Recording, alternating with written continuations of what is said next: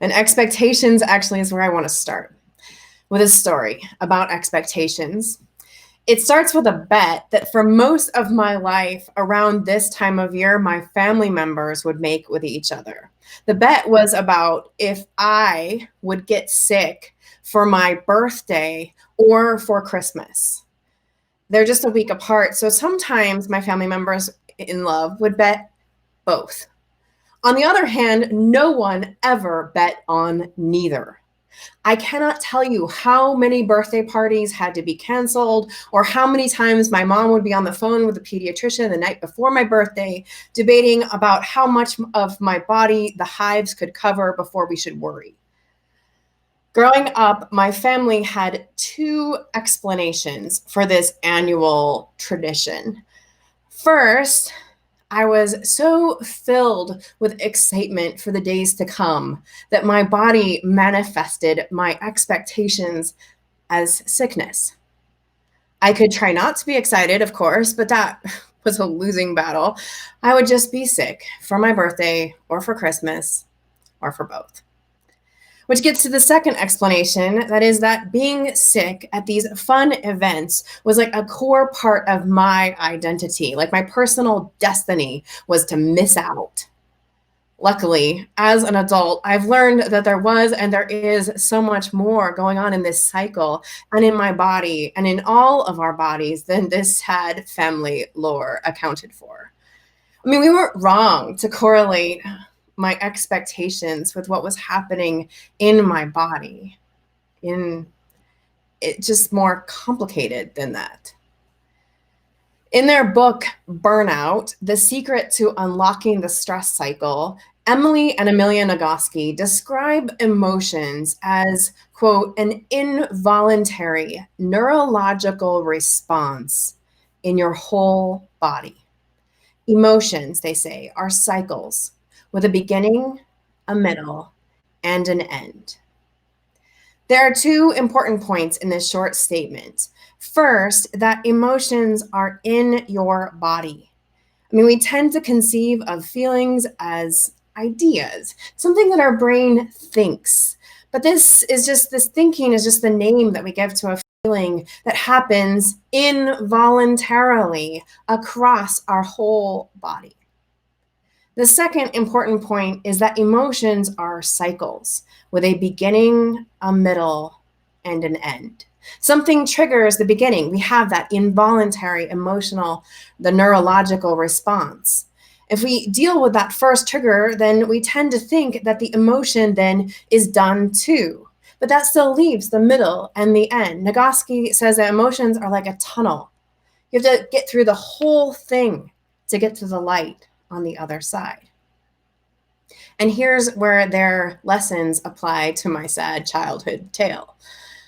Because it turns out if you don't ever get through the tunnel, the feeling just stays.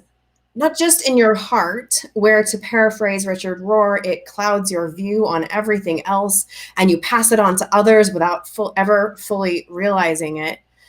But just as importantly, the feeling stays in your body. It lodges there quietly in some organ or muscle, in your veins or in your skin.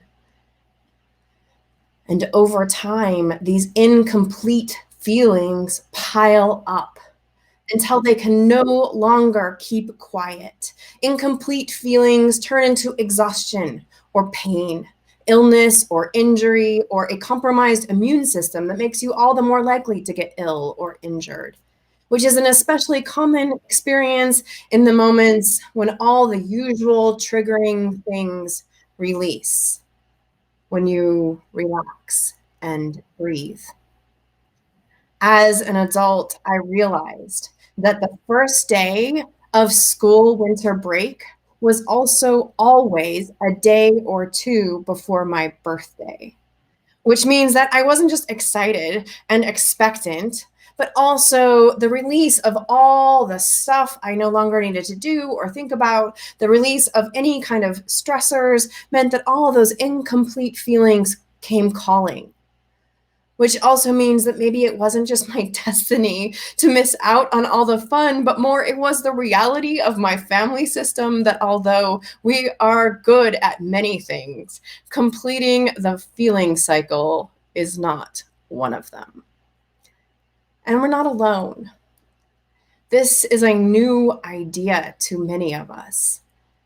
To think that instead of pushing feelings away and calling them done once that original stimuli is dealt with, that instead you should acknowledge the experience without shame or judgment about what involuntarily came up in your body and heart, and then do something to complete the experience, something embodied because emotions happen in the body. This is a wild new idea.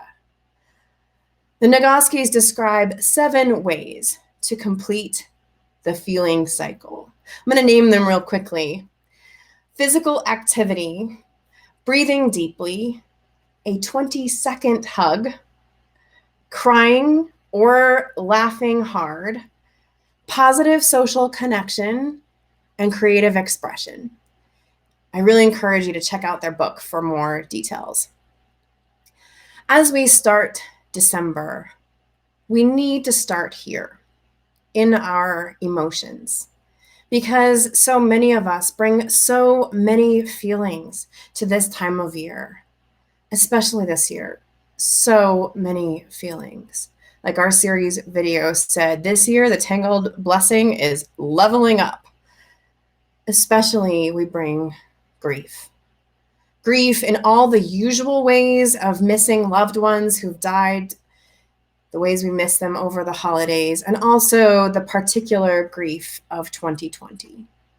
Grief that has piled up after so many losses, missed traditions, habits, and ways of coping, friends and family and fellow church members that we haven't seen in so long in person. We carry grief, and to go back to where we started, we carry expectations.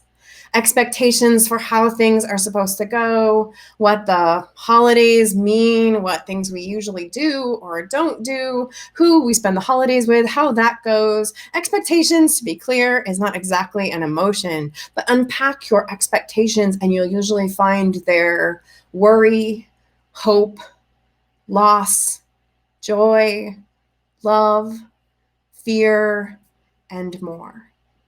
This year, all these expectations are also wrapped up in anxiety about this different, distant holiday. Maybe some anger is there too. And again, grief. For all we know, we won't be able to do. Now, even if you don't officially have a break, in December, many of us find ourselves in that moment of release and pause, which means a moment when all the incomplete feelings start to surface, which means we have two choices in front of us for the month ahead. The first choice is we can let those incomplete emotions remain as they are, which means we might inadvertently pass them on to others, or they might cloud our view of reality somewhat. But sometimes in a stressful time, this is the best choice, the only choice. It's a choice of survival. So if that's where you're at, you just be there with awareness and intention. Accepting and knowing where you are can be healing too. Be gentle with yourself. Let's not forget that we are all still living in the middle of a collective trauma. And the second choice, if you're up to it, is to take advantage of all the incomplete feelings that come up. Acknowledge them and lean in. Take real time to be with them. Feelings, it turns out, are slow, inefficient creatures. Pay attention to them without judgment. Welcome whatever shows up. And then do something in your body to release them.